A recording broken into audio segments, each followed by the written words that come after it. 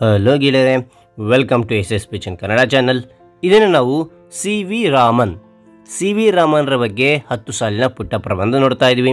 ಹಾಗಾದರೆ ಈ ಒಂದು ಪ್ರಬಂಧ ಇಷ್ಟವಾದರೆ ಲೈಕ್ ಮಾಡಿ, ಶೇರ್ ಮಾಡಿ, ಸಬ್ಸ್ಕ್ರೈಬ್ ಆಗೋದು ಮರಿಬೇಡಿ ಅಂತ ಹೇಳ್ತಾ ಈ ಒಂದು ವಿಡಿಯೋ ಬಗ್ಗೆ ನೋಡ್ತಾ ಹೋಗೋಣ ಬನ್ನಿ. ಮೊದಲನೇ point, sir C V Raman ಅವರು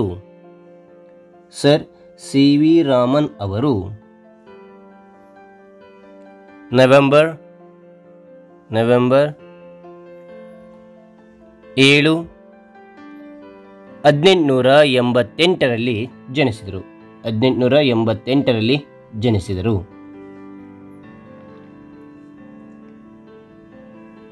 ಮತ್ತೊಮ್ಮೆ, ಸರ್ ಸಿ ವಿ ರಾಮನ್ ಅವರು ನವೆಂಬರ್ 7, 1888ರಂದು ಜನಿಸಿದರು. ಎರಡನೇ ಪಾಯಿಂಟ್, ಅವರು ತಮಿಳುನಾಡಿನ ತಿರುಚಿಯಲ್ಲಿ ಜನಿಸಿದರು. ಜನನವಾಯಿತು.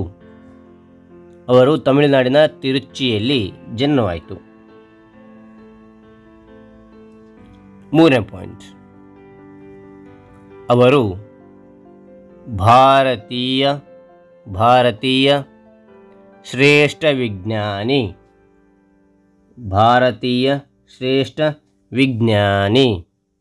ಮತ್ತೊಮ್ಮೆ, ಅವರು ಭಾರತೀಯ ಶ್ರೇಷ್ಠ ವಿಜ್ಞಾನಿ.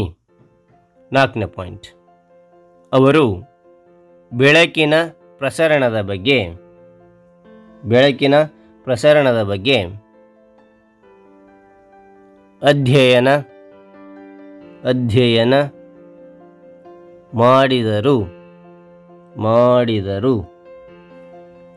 ಮತ್ತೊಮ್ಮೆ, ಅವರು ಬೆಳಕಿನ ಪ್ರಸರಣದ ಬಗ್ಗೆ ಅಧ್ಯಯನ ಮಾಡಿದರು.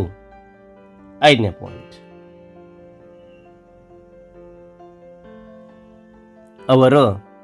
ಅವರ ಸಿದ್ಧಾಂತವನ್ನು ರಾಮನ್ ಪರಿಣಾಮ ಎಂದು ಕರೆಯಲಾಗುತ್ತದೆ. ಮತ್ತೊಮ್ಮೆ, ಅವರ ಸಿದ್ಧಾಂತವನ್ನು ರಾಮನ್ ಪರಿಣಾಮ ಎಂದು ಕರೆಯಲಾಗುತ್ತದೆ. ಆರನೇ ಪಾಯಿಂಟ್, ಅವರ ಸಿದ್ಧಾಂತಕ್ಕೆ ಪ್ರತಿಷ್ಠಿತ ಪ್ರಶಸ್ತಿಗಳು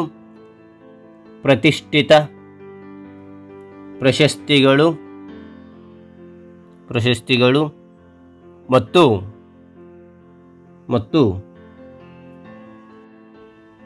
ಬಹುಮಾನಗಳನ್ನು ಪಡೆದರು. ಮತ್ತೊಮ್ಮೆ, ಅವರ ಸಿದ್ಧಾಂತಕ್ಕೆ ಪ್ರತಿಷ್ಠಿತ ಪ್ರಶಸ್ತಿಗಳು ಮತ್ತು ಬಹುಮಾನಗಳನ್ನು ಪಡೆದರು. ಏಳನೇ ಪಾಯಿಂಟ್, ಅವರು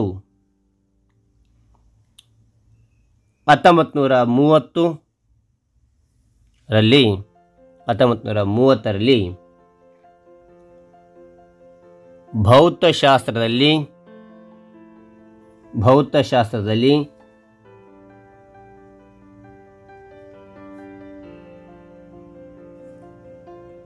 ನೊಬೆಲ್ ಪ್ರಶಸ್ತಿ ಪಡೆದರು.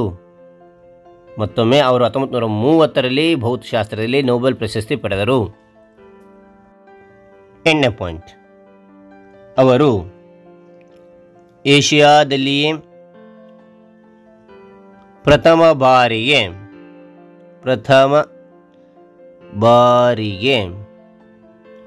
ಭೌತಶಾಸ್ತ್ರದಲ್ಲಿ ನೊಬೆಲ್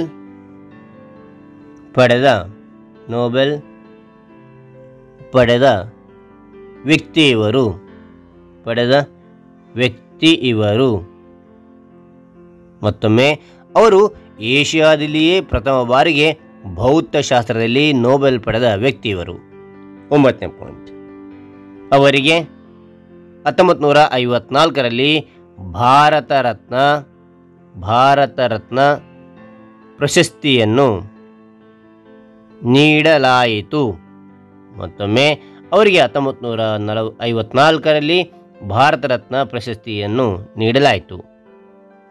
10ನೇ ಪಾಯಿಂಟ್, ನನಗೂ ನನಗೂ ಸಿ ವಿ ರಾಮನ್ ಅವರಂತೆ ಸಿ ವಿ ರಾಮನ್ ಅವರಂತೆ ವಿಜ್ಞಾನಿಯಾಗಬೇಕೆಂಬ ಆಸೆ ಇದೆ. ವಿಜ್ಞಾನಿಯಾಗಬೇಕೆಂಬ ಆಸೆ ಇದೆ. ಮತ್ತೊಮ್ಮೆ, ನನಗೂ ಸಿ ವಿ ರಾಮನ್ ಅವರಂತೆ ವಿಜ್ಞಾನಿಯಾಗಬೇಕೆಂಬ ಆಸೆ ಇದೆ. ಓಕೆನಾ? ಹಾಗಾದರೆ ಈ ಒಂದು ವಿಡಿಯೋ ಇಷ್ಟವಾದರೆ ಲೈಕ್ ಮಾಡಿ, ಶೇರ್ ಮಾಡಿ, ಸಬ್ಸ್ಕ್ರೈಬ್ ಆಗೋದು ಮರಿಬೇಡಿ ಅಂತ ಹೇಳ್ತಾ ಈ ವಿಡಿಯೋ ಮುಗಿಸಾನೆ. Thank you for watching. Bye.